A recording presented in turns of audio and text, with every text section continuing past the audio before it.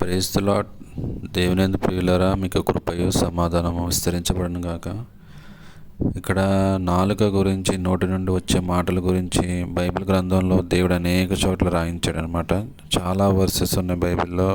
నాలుకని ఎలా భద్రంగా కాపాడుకోవాలో యాకోబు గ్రంథంలో కానీ, నూతన నిబంధనలో కానీ, సామెతల గ్రంథంలో కానీ, ప్రసంగి గ్రంథంలో కానీ నాలుక యొక్క విలువ, నాలుక ఎంత పవర్ఫుల్, ఎంత శక్తివంతమైనదో, దాని ద్వారా ఏమి చేయగలం అనేది చాలా చోట్ల దేవుడు ఇక్కడ రాయించాడు అనమాట.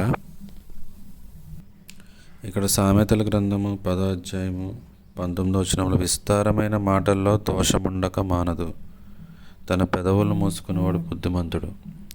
అంటే ఇక్కడ విస్తారంగా మాట్లాడడం అంటే ఇక్కడ అనవసరమైన మాటలు, అవసరం లేని మాటలు, సమయం సందర్భం లేని మాటలు, ఇలా ఇతరులను రెచ్చగొట్టే మాటలు, ఇదేంటంటే దేవుడికి ఇక్కడ నచ్చవు అనమాట. ఇది ఏంటంటే ఎప్పుడైతే మనం ఇవి మాట్లాడకుండా దేవుడి విషయాల్ని మాట్లాడతామో, అవసరమైన మాటలైతే మాట్లాడతామో, వాళ్ళ గురించి వీళ్ళ గురించి బ్యాడ్గా చెప్పుకోవడం, వాళ్ళు ఇలాగ గాసిప్స్, ఇలాంటివి ఏంటంటే దేవుడి చిత్తం కాదనమాట. మాట్లాడుకోవడం వాళ్ళు ఇలాగంట, వీళ్ళు ఇలాగంట, ఇది ఏంటంటే మన క్రైస్తవుల్లో కూడా చాలామంది ఇలా మాట్లాడడం మనం వింటాం, చూస్తాం.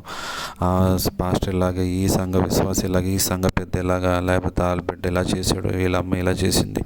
ఇవన్నీ వ్యర్థమైన మాటలు అన్నమాట. వ్యర్థమైన మాటలు, విస్తారమైన మాటలు, వీటి వల్ల ఏంటంటే దోషాన్ని నువ్వే నీ మీద తెచ్చుకుంటావు అనమాట.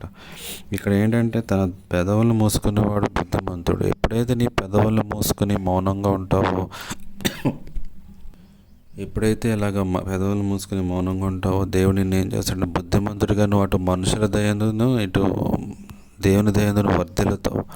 వాళ్ళు కూడా నిన్ను బుద్ధిమంతుడు అంటారు. ఎందుకంటే నీ పెదవుల్ని, అంటే అనవసరమైన మాటలు మాట్లాడకుండా, అంటే ఇది పెదవులను మూసుకోవడం అంటే ఇది మన చేతుల్లో ఉందా అంటే, ఇది ఎప్పుడైతే మనము దేవుని వద్ద గడుపుతామో, పరిశుద్ధాత్మకి మనం నింపబడతామో, అది అప్పుడు సాధ్యమవుతుంది.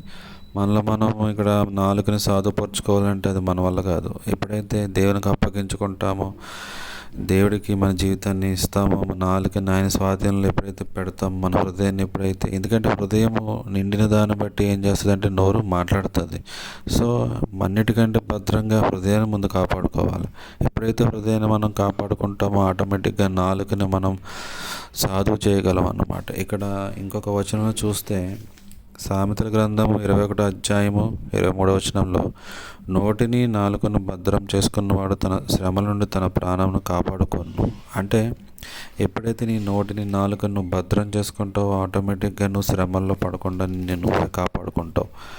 ఎందుకు అంటే ఇక్కడ అనేకులు మనం చూస్తూ ఉంటాం, వాళ్ళ మాటల ద్వారా వాళ్ళు ఆటోమేటిక్గా అనుకోకుండా శ్రమలో పడిపోతూ ఉంటారు. ఎందుకంటే అనవసరమైన మాటలు మాట్లాడడం, వాళ్ళకి సంబంధమైన విషయాలు మాట్లాడడం వల్ల ఏంటంటే ఆటోమేటిక్గా వాళ్ళే శ్రమలు కొని తెచ్చుకుంటారు. మళ్ళీ దేవుడి దగ్గరికి వచ్చి విడిపించమని అడుగుతారు. ఇదేంటంటే దేవుడు ముందే మనకి ఇక్కడ ఇన్స్ట్రక్షన్స్ ఇచ్చాడు, ఆజ్ఞలు ఇచ్చాడు. వద్దు, నాలుకను భద్రంగా కాపాడుకో, నీకు సంబంధం లేని విషయాలు, సమయం సందర్భం లేని విషయాలు మాట్లాడి అనవసరంగా నీకు నువ్వు శ్రమ తెచ్చుకోకు అని చెప్పి దేవుడు ఇక్కడ ఆల్రెడీ సామెతల్లో దేవుడు ఆల్రెడీ ముందుగా పొందుపరిచాడు అనమాట. ఇంకోటి ఏంటంటే ఇక్కడ 12వ అధ్యాయం సామెతలు 18వ వచనంలో, కత్తిపోటు వంటి మాటలు పలుకువారు కలరు, జ్ఞానుల నాలుక ఆరోగ్యదాయకం. అంటే ఇక్కడ కొంతమంది మాటలు మనం విన్నామంటే పొడుచుకున్నట్టుగా ఉంటాయి అంటారు. అంటే వాళ్ళ మాటలు అంత భయంకరంగా ఉంటాయి. వాళ్ళు ఏదన్నా మాట, మన మేలును కోరిన వారు, మన క్షేమాన్ని కోరిన వారు మాటలు మనం విన్నప్పుడు అవి ఏంటంటే ఒక్కొక్కసారి అంటే కత్తిపోటు వంటిగా ఉంటాయి. అంటే వాళ్ళు కత్తితో పొడగపోయిన గుండెల్లో గుచ్చుకున్నట్టుగా మాట్లాడుతూ ఉంటారు అనమాట. అంటే ఇటువంటి మాటలు కూడా మాట్లాడడం దేవుడి చిత్తము కాదు అని చెప్తుంది. జ్ఞానుల నాలుక ఆరోగ్యదాయకం, అంటే ఆరోగ్యవంతమైన మాటలు మాట్లాడాలి.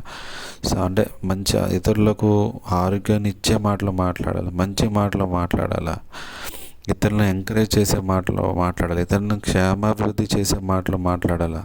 ఇది దేవుడి చిత్తం అనమాట. వాళ్ళని ఎంకరేజ్ చేయాలి. ఎప్పుడైతే నువ్వు వాళ్ళని ఎంకరేజ్ చేస్తావో, నిన్ను నువ్వు కూడా ఆరోగ్యంగా, నీకు కూడా అది ఆరోగ్యకరమో, వారికి కూడా అది ఆరోగ్యకరం అనమాట. శ్రమల నుంచి నువ్వు తప్పింపబడతావు.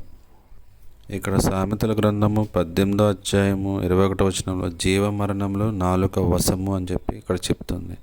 అంటే నీ నాలుకలో ఉంది. నీ జీవాన్ని నువ్వు ప్రవచించుకుంటావా నీ మీద, లేదా మరణాన్ని ప్రవచించుకుంటావా? ఇతరుల జీవితాల్లో నువ్వు జీవాన్ని నింపుతావా లేదా మరణాన్ని నింపుతావా అనేది నీ చేతుల్లో ఉంది. ఇతరుల జీవితంలో ఎప్పుడైతే నువ్వు జీవాన్ని నింపాలని ఆశ కలిగి ఉన్నావో, ఆరోగ్యదాయకమైన మాటలు పలికావో,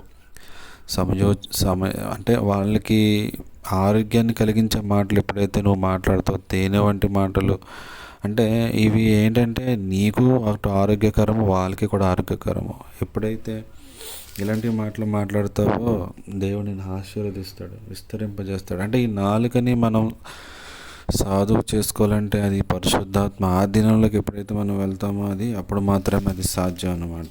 మనల్ని మనం ఎంత ఆపుకోవాలనుకుని ఒక్కోసారి మాట్లాడుకుని విస్తారమైన మాటలు మాట్లాడకుండా ఉండలేము అనమాట. ఎందుకంటే అది మన సొంత శక్తి ద్వారా, సొంత బలం ద్వారా అయితే అయ్యేది కాదు. ఇలాగా నాలుగు గురించి చూస్తే ఒకటిగా చాలా వచనాలు ఉన్నాయి సామెతల గ్రంథంలో కానీ, నూతన నిబంధనలో కానీ, అవన్నీ తర్వాత చూద్దాం. కానీ ఇక్కడ అంటే ఇంత దేవుడు నాలుకలో ఎంత శక్తి పెట్టాడు, జీవాన్ని మరణాన్ని పెట్టాడు. నువ్వు ఎంతైనా ప్రవచించుకోవచ్చు నీ జీవితం మీద. అనుకోకుండా నెగిటివ్ మాటలు మాట్లాడేస్తూ ఉంటారు, స్పోకెన్ కర్సెస్ అనమాట. అంటే వాళ్ళకి మీద శపించుకుంటారు, ఇతరులను శపిస్తూ ఉంటారు, వాళ్ళని శపించుకోవడం. పిల్లల్ని కొన్ని ఊత పదాలు ఉంటాయి, పిల్లల్ని ఊత పదాలు అంటారు అనమాట. ఇలాంటి నెగిటివ్ మాటలు మాట్లాడడం వల్ల ఏంటంటే అది తెలియదు వాళ్ళకి. ఆటోమేటిక్గా అది ఏంటంటే దేవుడు అయినా సరే చూసి చూడనట్టు ఒక్కోసారి వదిలేస్తాడు. కానీ అలా మాట్లాడే కొద్దీ అది ఏంటంటే అది ఎలాంటి రిజల్ట్ తీసుకొస్తుంది అనేది ఇంకా మాట్లాడుకోవడం అనవసరం. 12వ అధ్యాయంలో చూసుకుంటే 12వ అధ్యాయం 6వ వచనంలో యథార్థవంతుల నోరు వారిని విడిపిస్తుంది. అంటే ఇక్కడ నాలుక ఏం చేస్తుంది అంటే శ్రమంలోనే పడవేస్తుంది. అంటే నాలుక అంత శక్తివంతం అనమాట.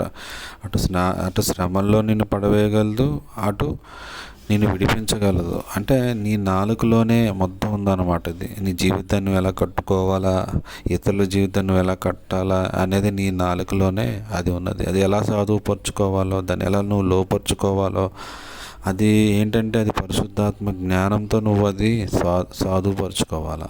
చిన్న వాక్యాన్ని దేవుడు దీవించును గాక.